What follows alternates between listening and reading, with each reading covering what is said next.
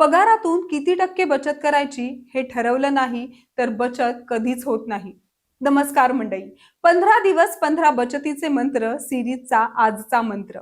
पगारातून किती टक्के बचत करावी? 50, 30, 20 नियम काय सांगतो? महिन्याचा पगार हातात येतो पण शेवटी काय बचत झाली हा प्रश्न कायमच उरतो. बचत न ठरवता केल्यास ती कधीच होत नाही. म्हणून गरज आहे एका स्पष्ट प्लॅनची, ज्याला म्हणतात 50-30-20 नियम. हा नियम सांगतो की 50% म्हणजे गरजेचे खर्च, जसं की EMI, घर भाडं, बिल आणि अन्न. 30% इच्छा, मूवी, खरेदी, ट्रिप्स.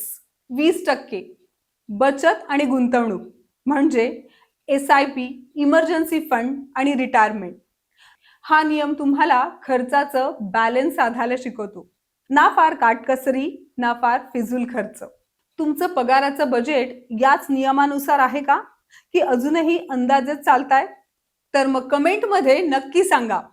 उद्या पहा 8वा दिवस. अनयूज आयटम विकून सेव्हिंग वाढवा. घरातच पैसा लपलाय. एकदम प्रॅक्टिकल मंत्र. तर मग सबस्क्राईब करा अर्थक्रांतीला.